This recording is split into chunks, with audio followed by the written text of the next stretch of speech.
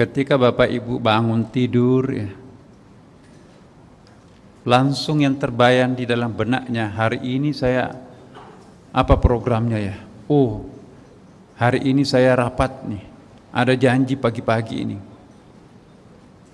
Itu sudah tertangkap di dalam benak kita. Pikiran kita adalah rapat. Maka apapun yang kita lakukan, salat pun juga buru-buru, wudhu pun juga tidak khusyuk. Padahal kita pernah mengatakan, orang yang tidak khusyuk pada waktu mengambil air wudhu sulit untuk mendapatkan salat yang khusyuk.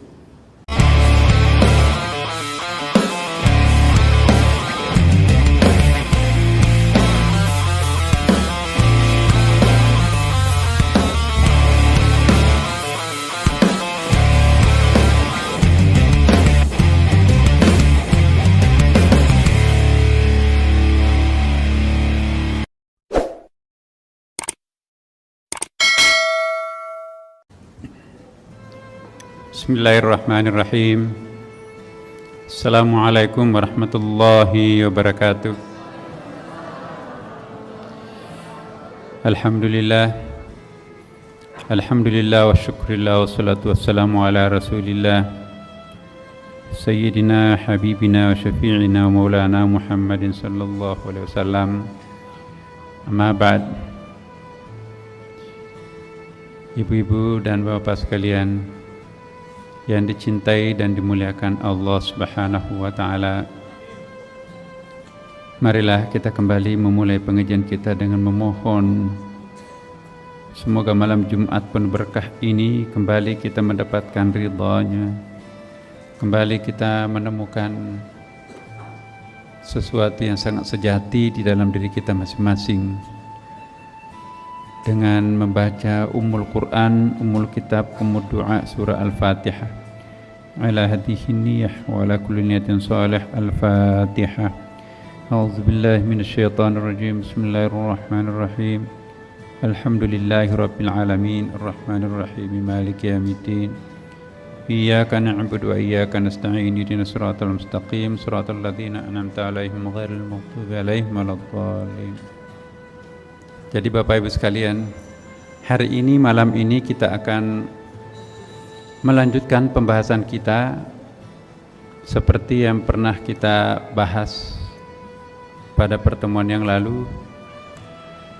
Nah, sekarang ini kita akan melihat reorientasi suluk dari eksteriorisasi ke interiorisasi. Apa yang kita maksudkan dengan eksterior?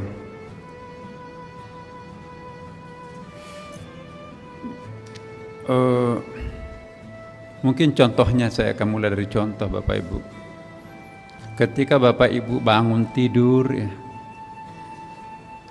langsung yang terbayang di dalam benaknya, hari ini saya apa programnya ya? Oh, hari ini saya rapat nih, ada janji pagi-pagi ini.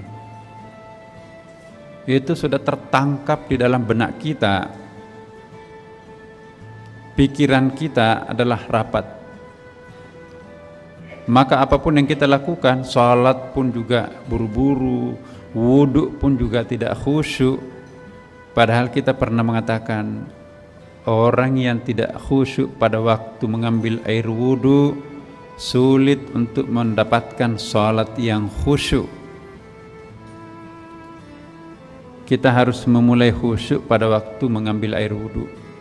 Makanya itu kan kita harus menghadap ke kiblat, mengusap anggota badan dengan penuh kasih sayang dan cinta. Disunatkan 3 kali, ada doa-doanya setiap anggota badan yang dibasuh itu. Ada doa sesudah wudhu secara total, kemudian ada salat sunat wudhu.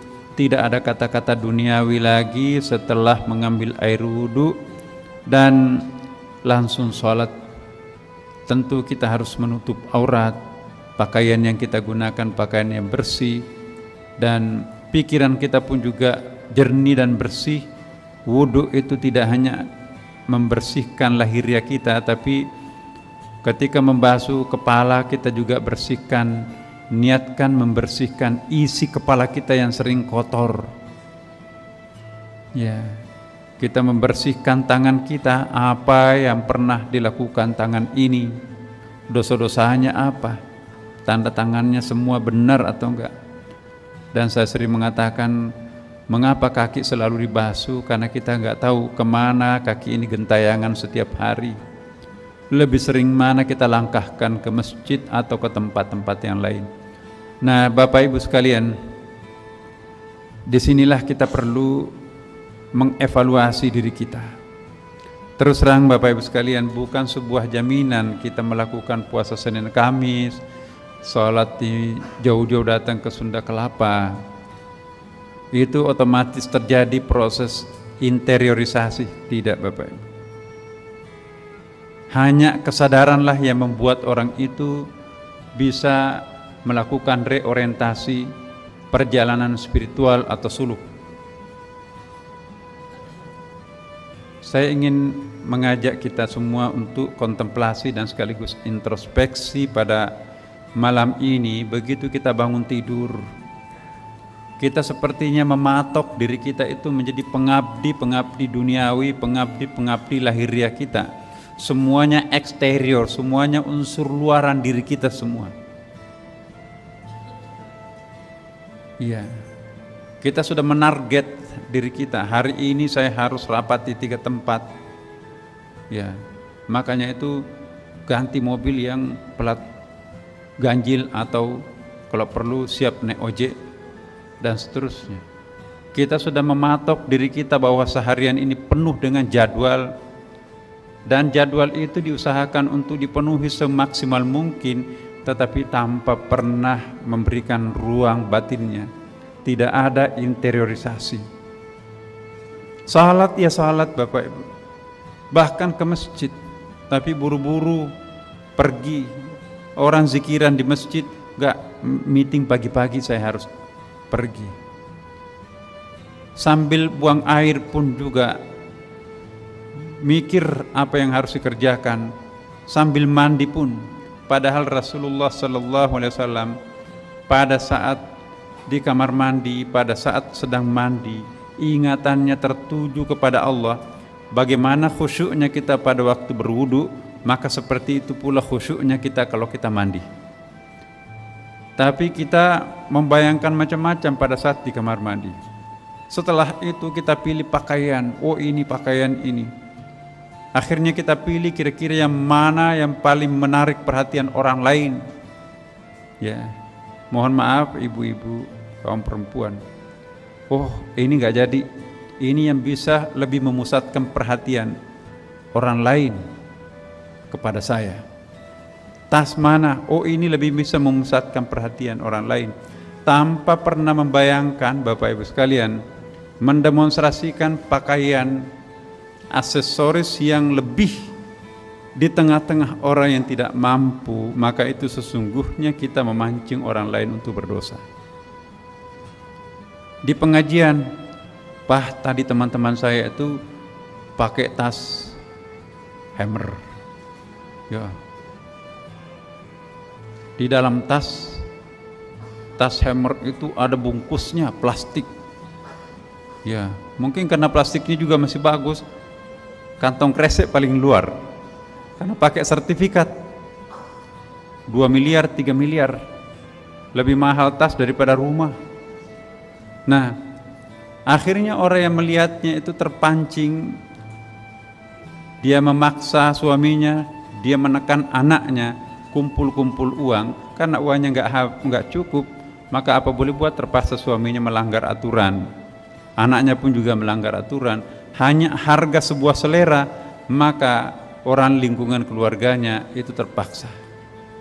Padahal itu tidak dipakai sebulan sudah mulai bosan. Kenapa? Ini kita terlalu didikte oleh eksteriorisasi kehidupan. Kita tidak pernah melihat diri kita secara ke dalam interiorisasi ini.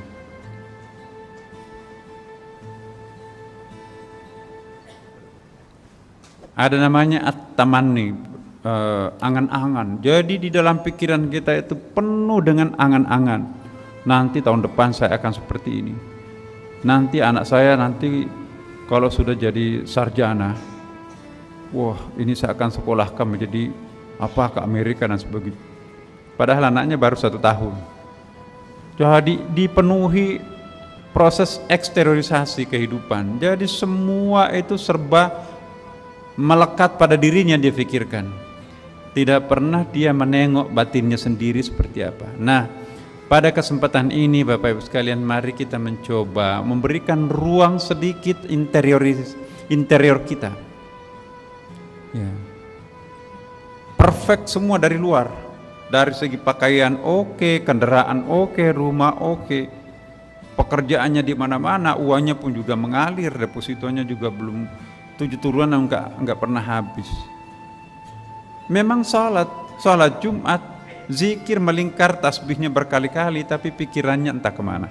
Enggak ada proses interiorisasi di dalam hidupnya. 24 jam habis memberikan pelayanan terhadap eksteriornya, tidak pernah sedetik pun untuk melakukan pendalaman pembatinan interiorisasi. Bahkan dalam sholat tahajud pun juga penuh dengan hayalan-hayalan. Saya ingatkan bahwa justru nilai ibadah itu terletak pada proses interiorisasi itu, Ibu. Mohon maaf, jika perjalanan hidup kita itu dipenuhi dengan program yang eksterior, jangan sampai nanti di akhirat itu kita kecewa. Rasanya saya pernah melakukan sholat duha gak pernah absen, Senin Kamis gak pernah alfa, sholat tahajud, bahkan sholat sunat qabliyah ba'diyah, termasuk salat yang jarang dilakukan orang, salat sunat tasbih pun juga langganan. Tapi jujurlah kita melihat diri kita sendiri, ada enggak interiorisasi pada saat kita melakukan semuanya itu? Jangankan urusan dunia Bapak Ibu, ibadah yang seperti ibadah mahdoh salat itu pun juga semua kita lakukan dengan melalui proses eksterior. Formalitas Allahu Akbar, imamnya ruku maka kita pun juga ruku. Coba introspeksi, tadi kita salat maghrib, berapa persen salat maghrib itu berisi hanya menyaksikan Allah di dalam salat? Ibu bapak menyaksikan siapa tadi waktu salat maghrib? Hadir enggak Tuhan di hadapan? Berarti kita masih eksterior.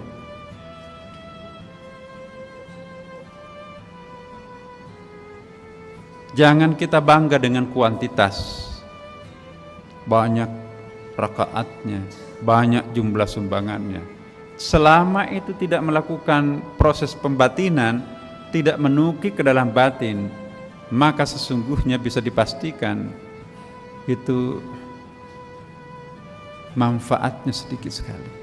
Manfaatnya kepada orang lain mungkin iya, tetapi batinnya tidak tumbuh segar, tidak mampu disirami oleh siraman rohani. Jadi kita mulai satu hal yang sangat mendalam Bapak Ibu. Nanti ada program simaan. Ya. Saya ingin mengingatkan kembali Bapak Ibu bahwa kesadaran itu sangat penting. Iya. Apa yang dimaksud dengan kesadaran? Nah ini lagi-lagi kosakata bahasa Indonesia kita itu sadar sangat berbeda dengan bahasa-bahasa lain. Sepintas saya akan coba sampaikan Bapak Ibu. Tadi malam Bapak Ibu tidur kan, kita semuanya tidur. Ketika kita tidur, apa kita sadar enggak?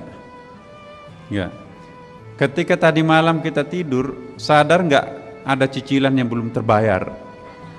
Nah, rumah kontrakan belum dibayar padahal sudah Desember. Ya.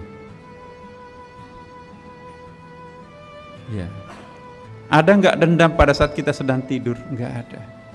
Terasa miskin nggak kalau kita sedang tidur? Terasa kaya nggak kalau kita sedang tidur? Berarti kita nggak sadar. Tapi begitu kita sadar dalam pengertian wake up, bangun dari tidur. Oh, kalau saya nggak bayar ini, pajak PBB saya Desember ini, itu nanti dipalang di depan rumah, bikin malu. Wah, putar otak, mendapatkan uang bayar pajak PBB-nya dan seterusnya, cicilan rumah dan seterusnya. Nah, karena itu sudah mulai sadar. Tapi sadar dari bangun itu masih ada lagi kesadaran di atasnya. Sudah sadar bangun dari tidur tapi masih bengong. Mau apa saya hari ini? Ya. Aku mau ke Sunda Kelapa. Pengajian malam Jumatan. Begitu sampai ke malam Jumatan, ngangguk kepalanya. Alhamdulillah, saya hampir rugi. Saya sudah tahu ini. Ya, jadi tadinya tidak tahu, tiba-tiba dapat informasi, bersyukur kita alhamdulillah. Tapi sadar yang kedua itu how to know. Jadi memahami. Tapi belum tentu yang kita ketahui itu difahami secara mendalam. Mungkin kita hanya tahu permukaan-permukaannya. Kita nggak tahu secara mendetail mikronya seperti apa. Setelah kita memperhatikan sekali lagi, baca referensinya, dan akhirnya kita ngangguk lagi. Alhamdulillah, tadinya itu saya hanya tahu permukaan. Saya baru tahu secara mendalam, subhanallah, ini dalam sekali materi kita hari ini, malam ini. Itu sudah naik, bukan lagi to know, tetapi sudah to understand. Kan biasa kita begitu. Sudah ada apa itu namanya, understandingnya itu, verstand, sudah bisa merasakan, sudah bisa menjiwai. Ya. Tapi itu baru di tingkat pendalaman pemahaman. Belum mampu melakukan realizing, apa itu, memanifestasikan dalam bentuk perbuatan. Dia tahu perlu ada interiorisasi. Itulah yang dimaksud interiorisasi. Saya, masya Allah, saya nggak pernah tuh interiorisasi yang selama ini aku didikte oleh kehidupan eksterior. Dia hanya baru sampai ke tingkat memahami secara mendalam, tapi belum merealisasikan bagaimana menjalani kehidupan interior itu. Kita lanjutkan sesudah azan dan mohon sejenak kita tinggal Bapak Ibu. Ini sangat penting malam ini. Alhamdulillah Bapak Ibu sekalian, kita lanjutkan. Kita nanti akan melihat kita sudah sampai di kesadaran berapa. Jadi sadar itu bertingkat-tingkat Bapak Ibu. Sadar yang paling rendah tentu ya sekedar tidak tidur. Kalau sudah tidur, bangun, nggak tahu mau ngapain. Dia juga tidak ngaji, nganggur, nggak cari duit untuk keluarga, nonton TV, main game, main WA terus menerus. Ya, itu sadar di level awal. Tapi kalau sudah mulai ada sedikit usaha, ingin paham apa sih yang sesungguhnya harus saya kerjakan, sudah terbayang di benaknya, maka itu to know, sadar dalam pengertian aku tahu, aku harus melakukan apa hari ini. Tapi lama kelamaan itu juga sudah memahami lebih mendalam. Ya, tidak lagi memahami secara permukaan, sudah sampai secara mendalam, itu how to understanding. Ya, jadi sadar yang ketiga itu lebih kepada kesadaran emosional kita. Ya. Mengabdi kepada kedua orang tuanya, dia tidak melakukannya sebagai ini kewajiban, tapi dia lakukan dengan cinta. Itu sudah ada understanding, verstehen orang Belanda bilang.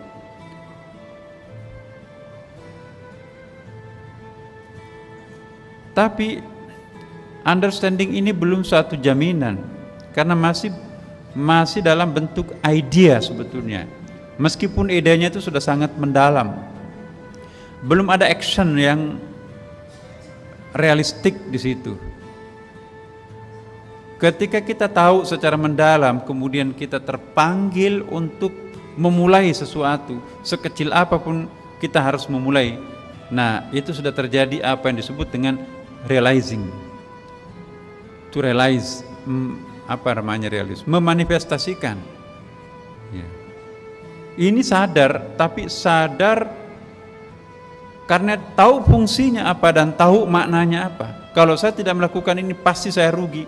Akhirnya dia dengan penuh kesadaran yang sangat tinggi, dia melakukan sesuatu. Itu sadar yang keempat. Itu sudah realize. Tahu kalau ke Sunda Kelapa itu insya Allah banyak manfaatnya selain pahala. Bisa silaturahim dengan kawan-kawan lama, bisa membentuk apa yang pernah kita sebut dengan as-suhbah, sehingga kita saling merindukan satu sama lain, ya kan? Itu as-suhbah. Nah, itu realize. Yang kelima ada lagi sadar, consciousness. Sudah menjadi karakter. Ya. Kalau yang keempat tadi itu masih sadar kalau dia melakukan kebajikan, sadar kalau dia pergi ke Sunda Kelapa itu banyak manfaatnya, masih sadar betul, memang sadar. Tapi kalau consciousness ini itu sudah tidak sadar kalau dirinya itu ke Sunda Kelapa. Artinya tidak lagi berpikir apa manfaatnya aku ke Sunda Kelapa. Pokoknya secara otomatis setiap malam Jumat aku harus ke Sunda Kelapa. Enggak peduli ongkosnya, tidak peduli naik apa, tidak peduli hujan, tidak peduli apapun. Sudah menjadi from within, mendarah daging, dirinya adalah subsistemnya Sunda Kelapa. Ini namanya to consciousness. Sadar sesadar-sadarnya, seolah-olah dia tidak sadar kalau di Sunda Kelapa itu memang banyak manfaatnya. Pokoknya rutin dia lakukan, tidak perlu terfikirkan apa sih gunanya ya, untuk apa buang ongkos. Rekamannya kan bisa kita lihat juga di YouTube dan seterusnya, di radio pun bisa kita ikuti, tapi enggak sama. Tidak ada lagi pertanyaan. Kalau pertanyaan berarti itu masih conditional. Dalam ilmu tasawuf masih hal, belum maqam. Nah, kalau sudah consciousness itu sudah mendarah daging Sunda Kelapanya. Sakit-sakit sedikit pun juga enggak terasa sakit tuh, bahkan lebih sakit kalau tinggal di rumah. Nah, itu sudah naik. Sadar yang di atasnya masih ada, Bapak Ibu. Begitu dia tafakur di masjid, sudah sadar puncak, pulang malam ini malam Jumat tanpa ada yang membangunkan, Bapak Ibu. Jam 2 malam atau 2:30 bangun sendiri tuh ya. Sudah salat, tiba-tiba aku menangis ya. Lama kelamaan terjadilah proses annihilate. Annihilate itu apa ya itu? Fana, hilang dia. Dia di atas sajadah malam itu sepertinya sudah hilang. Dia seperti pinsang, dia seperti tidur, dia seperti tidak sadar. Berarti orang ini sudah sampai ke puncak-puncak kesadaran, sampai begitu sadarnya dia tidak sadar kalau dirinya itu ada. Yang ada hanya Allah. Ya. Dia seperti diselimuti oleh suatu kegelapan atau cahaya yang sangat menghilangkan dirinya, sehingga dirinya itu sudah tidak ada lagi. Seperti yang pernah diungkapkan oleh para sufi kalau sedang fana. Ada yang ketok pintu kan, cari Abu Yazid. Abu Yazid, ada nggak Abu Yazid? Oh, tidak ada Abu Yazid, yang adanya Allah di sini. Karena begitu dekatnya dengan Tuhan, dia tidak sadar kalau Abu Yazid itu ada. Yang ada hanya Allah. Dia sedang duduk kok. Kalau tidur itu kan terbentang, terbaring ya kan. Ini tidak, dia duduk. Dia tidak melihat dirinya dan dia tidak menyaksikan apapun di sekitarnya. Yang dia saksikan hanya Allah. Begitu sadarnya, dan ada orang yang seperti ini Bapak Ibu.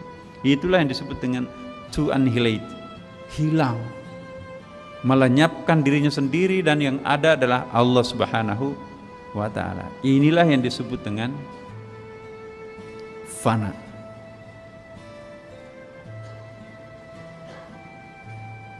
Ya.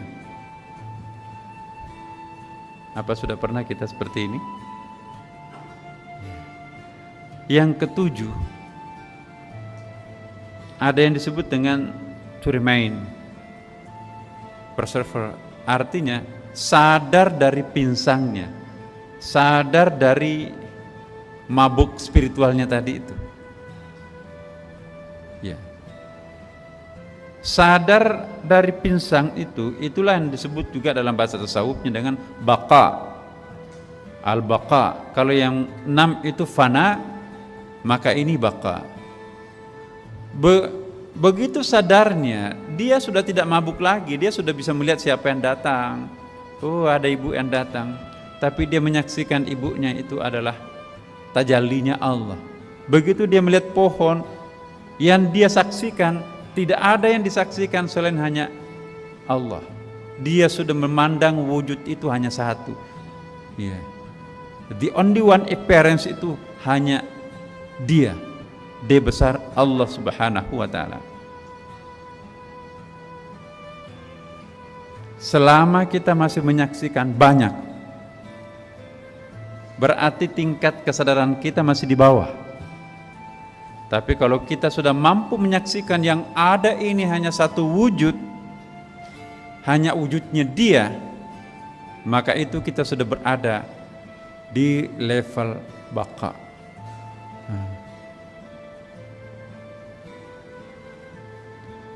Saya ingin tanya kepada kita semua Bapak Ibu. Ibu Bapak melihat banyak atau satu? Di dalam ruangan masjid ini apa banyak atau satu? Ada sound system, ada kipas, ada mimbar,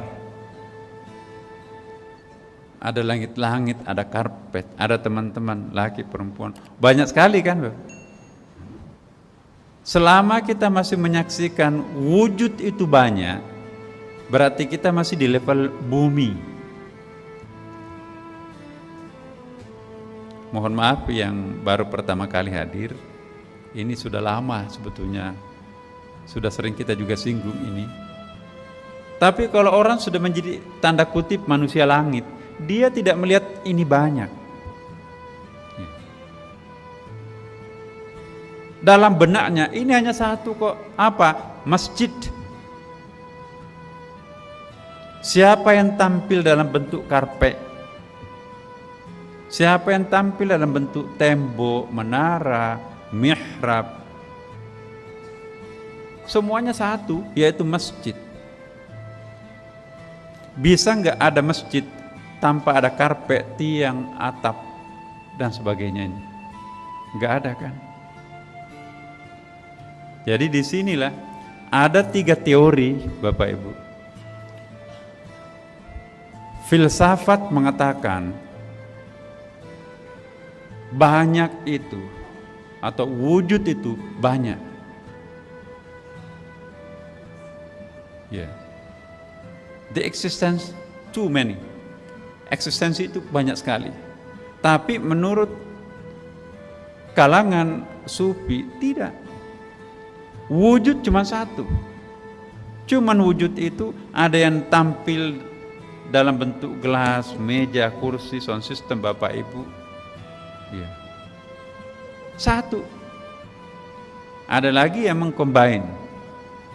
Ya, Ibnu Arabi ini bukunya. Jadi dua-duanya benar atau dua-duanya nggak ada yang salah. Wujud ini bisa banyak kalau kita melihat apa itu namanya? Partikularnya. Wujud itu hanya satu kalau kita lihat universalnya. Ya. Tergantung stressing point-nya kita di mana? Universitas Indonesia. Hanya satu kan. The only one Indonesian University in the world. Tapi kita juga bisa melihat banyak fakultasnya. Dalam fakultas itu banyak program studinya, itu partikularnya. Ya. Mana yang lebih dahulu? Partikular atau universal?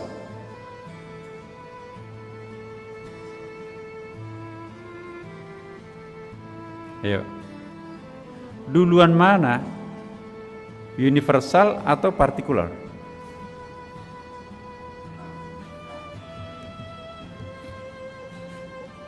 Ini ada contoh Bapak. Ini buku ya. Buku kan? Tapi warnanya buku biru. Buku adalah wujud universal. Buku biru adalah wujud partikular. Bisa nggak ada buku biru tanpa ada buku? Berarti duluan mana? Buku atau buku biru? Buku. Universal dulu, baru partikular. Tasawuf. Ya.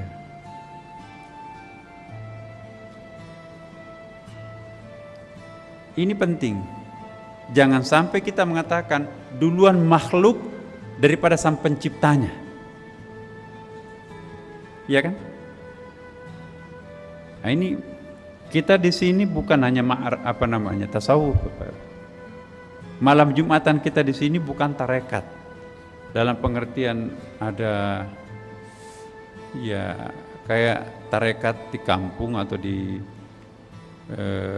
tarekat-tarekat tertentu. Kita di sini tidak pakai istilah mursyid atau tarekat dalam pengertian formal. Di sini kita mengkombinasikan antara temuan rasa spiritual dan temuan logika intelektual. Kalau filsafat itu melulu menggunakan reason, logik. Ya. Kalau tarekat kadang-kadang hanya menekankan aspek believingnya, spiritualnya. Nah, kita di sini di Sunda Kelapa perkawinan antara kecerdasan reason, rasio, otak, dan kecerdasan intelektual, spiritual, batin. Ya, tidak boleh berat sebelah. Disinilah karakter kita di sini. Mana lebih meyakinkan kita? Meyakini sesuatu berdasarkan single reference. Ini temuan akal saya seperti ini, tapi itu belum tentu temuan batin saya kan? Atau keyakinan saya seperti ini, tapi susah diterima akal, aku telan aja seperti minum pil, gunanya apa? Aku telan, percaya aja, ikut mursyid. Nah, kita di sini tidak boleh kita beragama secara dicocok hidung. Harus Bapak Ibu memahami apa yang diyakini dan harus meyakini juga apa yang kita fahami, dua-duanya. Karena itu Bapak Ibu sekalian, baru rasanya kita beragama kalau terjadi double helix seperti ini. Perjumpaan. Satu sisi masuk akal, tapi sisi lain juga masuk di hati. Ada yang masuk di hati, tapi susah dicerna akal. Ada yang masuk akal, tapi susah dipercaya. Nah, yang kita inginkan sebetulnya adalah dua-duanya. Masuk akal, masuk hati. Itulah yang akan melahirkan haqqul yaqin. Kalau ilmu yakin, dia tahu. Tapi ada keraguan, ada coupling keraguan. diserahkan pada Tuhan. Pokoknya tentang Allah, kaifiatnya, know-how-nya bagaimana keberadaan Allah itu terserah Allah. Nah, kalau kita di sini kita ingin memahami apa yang dimaksud konsep tauhid. Pernah kita bahas kan Bapak Ibu? Tauhid itu meliputi tauhidul asma, 99 namanya, tapi yang 99 itu tetap satu. Coverage-nya itu adalah Allah. Itu hanya partikularnya, ya fakultasnya, tapi tetap satu, universalnya. Ya. Kalau sudah itu, kita lagi masuk apa yang disebut dengan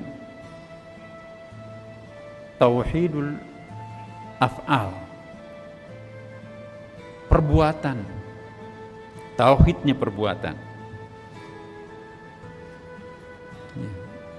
Perbuatan kita dengan perbuatan Allah, apa terpisah atau berduplikasi? Nah, kita sudah sampai ke situ. Ada ayat kan? Wa ma ramaita id ramaita walakinnallaha rama. Bukanlah Anda yang melempar pada saat melempar, melainkan Allah lah yang melempar.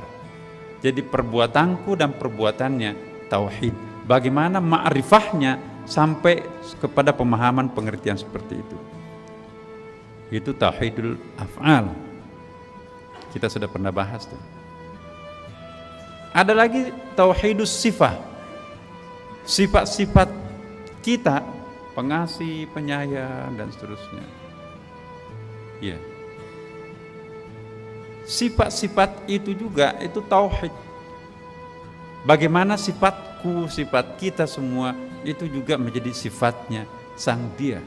Bagaimana sifatnya dia juga menjadi sifatnya kita. Karena siapa kita, siapa aku, siapa dia.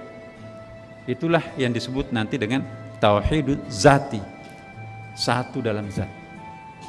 Nah, ini memerlukan pendalaman Bapak Ibu sekalian. Ini yang paling sedikit diajarkan, termasuk di perguruan tinggi. Orang menghindari untuk mengajarkan hal ini. Wah, itu nggak boleh, itu bahaya, itu nanti bisa. Nah, karena kita diancam bahaya, bergenerasi demi generasi tidak pernah ada orang yang membahas tentang apa itu tauhidus sifat, tauhidul zati, tauhidul asma dan tauhidul af'al. Nah, kita mencoba nekat, tapi izin Allah dan kita mohon kepada Allah, seandainya kami keliru di dalam memahami dirimu, engkau memang tahu bahwa sesungguhnya hambamu ini sangat dhaif, sangat lemah. Tapi percayalah, sesungguhnya Tuhan yang kami sembah hanya engkau ya Allah. Tuhan juga maha tahu kalau keliru-keliru sedikit kita. Kamu memang bukan makhluk sempurna. Wajar kalau kalian salah. Sesungguhnya yang engkau akan sembah aku yang sesungguhnya. Jadi tidak perlu ragu, jangan-jangan yang aku sembah ini Tuhan dalam pengertian imajinasi yang saya bikin di dalam kepala saya, tapi bukan Tuhan seperti yang apa adanya di mana. Enggak usah. Pokoknya hakul yakin iyyaka na'budu, hanya engkau lah yang aku sembah. Itu satu paket. Ya Allah, engkau maha tahu, sesungguhnya yang aku sembah engkau. Tidak ada lain yang ada sesuatu yang saya sembah selain hanya engkau. Kalau keliru menembaknya, ternyata bukan itu yang sesungguhnya kita sembah, Tuhan maafkan kita. Jadi bismillahirrahmanirrahim wala haula wala quwwata illa billah. Makanya itu kita dianjurkan untuk senantiasa memperbaharui keimanan kita. Jadidu imanakum bi kalimati la ilaha illallah. Perbaharuilah keimanannya dengan senantiasa bersyahadat ulang. Siapa tahu kita pernah keliru di dalam memahami dirinya, meraba-raba, merenung dan seterusnya, ternyata salah alamat kita, la ilaha illallah. Jadi ibaratnya komputer diacak datanya, kita nggak tahu bagaimana nih ujung pangkalnya nih, kayak benang kusut nih data ini. Klik di atas undo. Undo itu kan kembali kepada data semula kan. Undo itu artinya la ilaha illallah. Ya Allah, aku bersyahadat ulang, bersih kita lagi. Allah memutihkan kita. Dulu saya melakukan dosa itu karena saya tidak tahu ya Allah. La ilaha illallah Muhammad Rasulullah. Allah itu maha pengampun, maha pemaaf, maha pengasih, maha penyayang, bahkan maha pengertian. Makanya itu Allah mengatakan, innallaha yuhibbut tawwabina wa yuhibbul mutatahhirin. Sesungguhnya Allah sangat mencintai hambanya yang selalu membersihkan diri dan selalu kembali melakukan proses andu terhadap kenekatannya dalam berbagai macam. Jadi Bapak Ibu sekalian, jangan memandang Allah itu maha rumit. Tidak. Kitalah yang merumitkan Dia sesungguhnya. Wah, ini aku nggak paham tuh Pak Nasar mengajar apa. Tanpa bingung. Nggak apa-apa. Bukan hanya kita yang bingung Bapak Ibu sekalian. Nabi pun juga bingung. Ya. Bahkan Nabi berdoa. Aneh doanya Rasulullah. Allahumma rabbi zidni takhayyuran. Ya Allah, tambahkanlah kebingunganku. Semakin bingung semakin indah kan. Semakin kita bingung semakin Engkau datang ya Allah. Kalau nggak ada bingungnya, kalau nggak mau bingung, ya level bawah. Harus ada struggle di sini, harus ada fighting. Itu yang disebut dengan mujahadah. Jangan hanya pintar jihad, Allahu Akbar, tapi nggak pintar mujahadah, nggak pintar ijtihad. 3 jihad Bapak Ibu. Not only one jihad. Jihad secara fisik, jihad itu fisik. Oh, teriak-teriak Allahu Akbar. Itu sangat penting jihad itu dalam bentuk fisik itu. Tapi bukan hanya itu. Jihad berikutnya ialah mengerahkan pikiran kita untuk melakukan perjuangan, itu yang disebut dengan ijtihad. Jadi tadi ini the hand kita yang berjuang, ya, fighting by hand. Tapi kalau ijtihad, fighting by reason, melakukan apa itu, struggling, penyerangan, logika, filsafat, analisis yang sangat mendalam, itu ijtihad. Dan semakin tinggi jihad ini, itu semakin tinggi nilainya di mata Allah. Ada hadis Nabi, ya, setetes tintanya para ulama lebih mulia daripada tumpahan darahnya para prajurit. Prajurit jihad, Allahu Akbar. Ulamanya melakukan ijtihad, jenderalnya lah kira-kira. Karena itu filosofinya, lebih baik 100 prajurit mati ketimbang seorang jenderal dalam ilmu peperangan. Hadis itu juga merujuk ke situ. Tapi di situ juga masih ada perjuangan lebih tinggi lagi, apa yang disebut dengan perjuangan batin. Batinnya yang nembus langit bersusun-susun ini, itu yang disebut dengan fighting by heart. Itu yang disebut dengan mujahadah. Nah, teman-teman di Sunda Kelapa, ketiga-tiganya Bapak, ikut kita bersama-sama hadir, ya kan? 2-1-2, 4-1-1. Panas-panasan, hujan-hujanan, itu resikonya jihad. Tapi kita juga pinter, ya. Ada yang bawa payung, ada yang bawa jas hujan, sediakan payung sebelum hujan. Lihat ramalan cuaca bagaimana, oh memang ada hujan. Jadi berjuang dengan jihad, berjuang dengan ijtihad. Ya. Tapi ada lagi yang lebih sempurna, selain jihad dan ijtihad, dia juga mujahadah. Dia berniat, ya Allah, seandainya aku tidak pulang lagi ke rumah ini, saya mohon ya Allah, gabungkanlah aku dengan para syuhada, para kekasihmu yang lain di perang Badar, di perang Uhud di sana. Karena saya meninggalkan rumah ini, bismillah tawakkaltu Allah, wala haula wala quwwata illa billah. Sepanjang jalan la ilaha illallah, la ilaha illallah, sampai pulang ke rumahnya la ilaha illallah. Subhanallah. Jihad yang paling tinggi ialah yang mengcombine ketiga-tiganya unsur jihad ini. Tidak semua jihad itu sama, Bapak Ibu. Jihad tidak boleh nekat. Supaya tidak nekat ada ijtihad. Jihad tidak boleh kering. Supaya jangan kering harus ada mujahadah. Ya. Ini teori Nabi. Maka itu jarang kalah. Salman Al-Farisi, arsitek perangnya Nabi ini. Salman Al-Farisi itu non muslim, Bapak Ibu, tapi kemana-mana ditenteng oleh Nabi. Dalam sejarahnya Salman Al-Farisi ini selain pintar mengotaki sebuah peperangan, benteng apa yang kita buat, strategi peperang kita, bagaimana pemanah itu, berapa orang ditampilkan ke depan, arsitek peperangannya Nabi itu adalah seorang Salman Al-Farisi. Tapi Salman Al-Farisi ini juga jago masak, sering masak.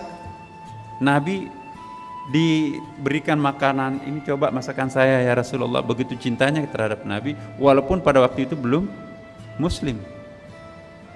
Nabi mengambil, terima kasih, wahai sahabatku, mari cicipilah makanannya saudaranya, ya, Salman Al-Farisi. Belakangan setelah masuk Islam, ya, baru dicicipi masakannya oleh Nabi. Jadi Salman Al-Farisi itu masuk Islam itu pada bagian-bagian terakhir hidupnya Nabi. Waktu itu non muslim. Jadi Nabi luar biasa.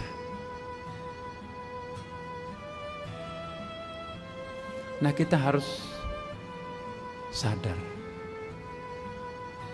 jihad itu not only fisik, tapi strategi. Mundur selangkah untuk mencapai kemenangan itu buah daripada ijtihad. Kenapa Nabi hijrah diejek oleh orientalis? Tuh, Nabi itu egois. Dia membiarkan umatnya di Mekah, baru lari menyelamatkan diri di Madinah. Bagi Nabi, biarin aja teriak-teriak, egois dan sebagainya.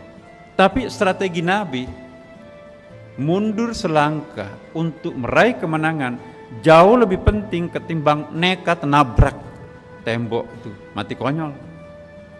Maka itu Nabi itu hijrah. Jadi kita diajari bukan hanya jihad, tapi juga sekaligus diajari untuk ijtihad, mikir. Masa ketapel melawan tank? Nggak bisa dibunuh ketapel, orang sembunyi di balik itu.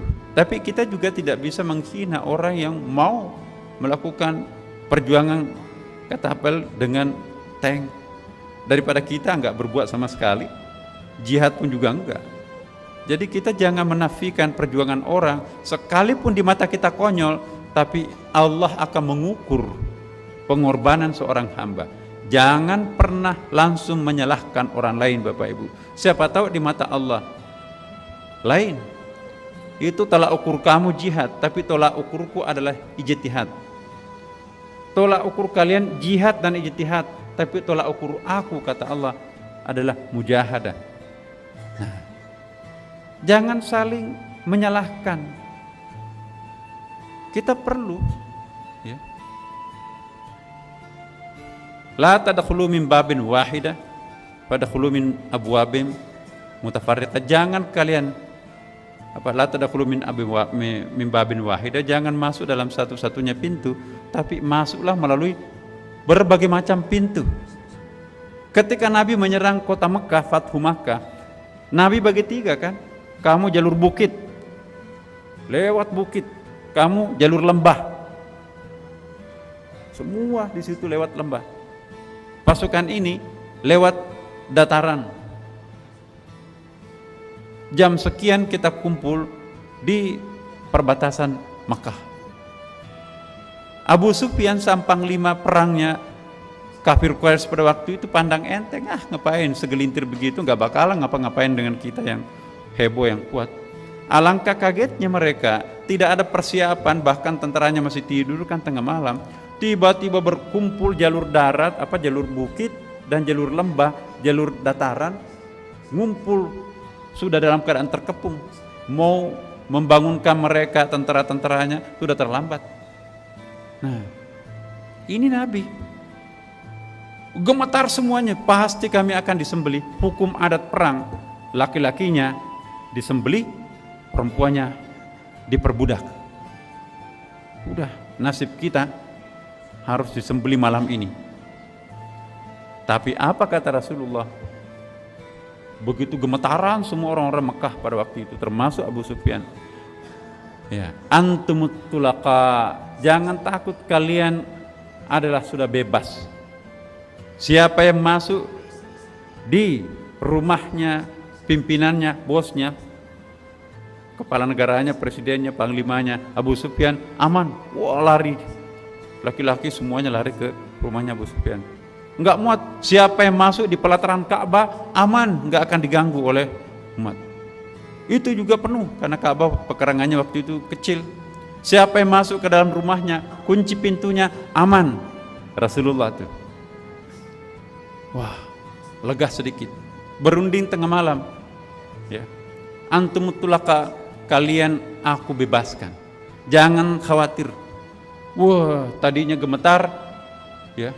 Nabi meneriakkan, antumut tulaqa al-yaumu yaumul marhamah. Hari ini adalah hari berkasih sayang. Kita kan dari satu genetik, sama-sama suku Quraisy. Ya.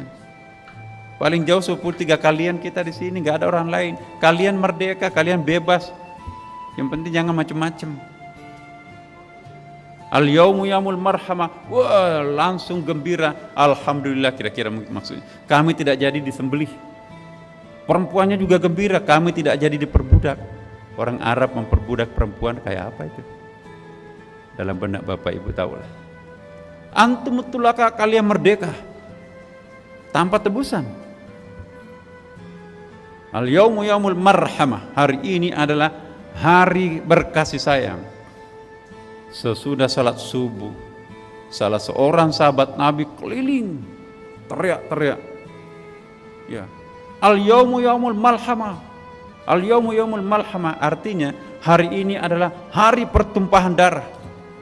Difahami oleh orang Quraisy Mekah, kami akan disembelih. Malhamah itu hari penyembelihan, hari pertumpahan darah. Nah, dalam keadaan teriak heboh, tadi malam sudah mulai tenang, tiba-tiba ada sahabat Nabi teriak-teriak, al-yaumu yaumul malhamah. Padahal Nabi mengatakan al-yaumu yaumul marhamah. Kalau marhamah itu hari berkasih sayang, kalau malhamah pertumpahan darah, penyembelihan. Abu Sufyan mendatangi Nabi, ya Rasulullah, bagaimana, mana yang benar? Kamu meneriakkan antumut tulaqa al-yaumu yaumul marhamah, tapi itu sahabatmu itu meneriakkan al-yaumu yaumul malhamah, hari ini adalah hari penyembelihan. Oh, itu memang sahabat saya itu cadal, dia nggak bisa menyebut huruf ra, dia ingin mengatakan marhamah tapi lidahnya cadal, dia baca malhamah. Nah, padahal mungkin sahabatnya itu nggak cadal. Ini diplomasinya Nabi luar biasa. Terlalu cerdas seorang Nabi Muhammad, lahir pada waktu itu. Mestinya sekarang ini Nabi Muhammad itu baru lahir. Begitu canggihnya strateginya yang dialami. Nah, makanya itu wajar kalau kita mencintai habis-habisan Nabi kita, Nabi Muhammad SAW. Iya kan? Kita peringati maulidnya. Jangan lagi dilarang kita mauludan. Jadi Bapak Ibu sekalian, subhanallah, ternyata di atas langit masih banyak langit, di dalam kulit itu masih banyak kulit. Jangan pernah kita bangga bahwa alhamdulillah saya sekarang ini sudah jamaah aktif Sunda Kelapa nih.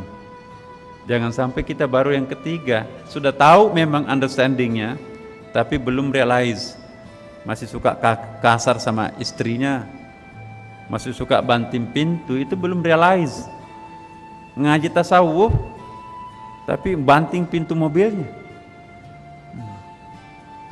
Kita harus realizing, bahkan kalau perlu sampai ke tingkat consciousness, menjadi karakter, tidak sadar kalau apa yang kita lakukan itu kebajikan.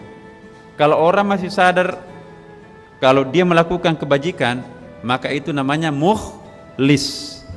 Kalau sudah tidak sadar kebajikan yang dia kerjakan itu adalah kebajikan, mukhlas. Innallaha, apa itu ayatnya itu? Illa min ibadikal mukhlasin. Orang sudah bebas iblis. Orang yang sudah sampai ke tingkat consciousness bebas iblis. Tapi kalau baru sampai understanding, belum bebas iblis. Karena itu pertanyaan kita akan datang, how to upgrade ya, bagaimana mengupgrade ke kesadaran kita Bapak Ibu. Ini kita akan urai minggu akan datang. Mohon hadir Bapak Ibu, karena kita sudah mulai masuk ke hal-hal yang sangat-sangat menurut hemat saya sangat kita perlukan ya.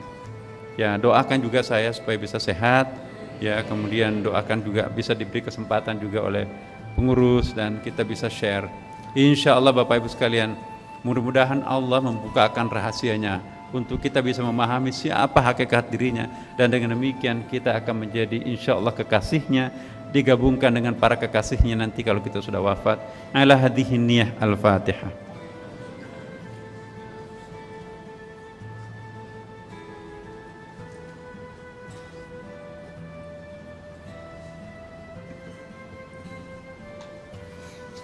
Assalamualaikum warahmatullahi wabarakatuh.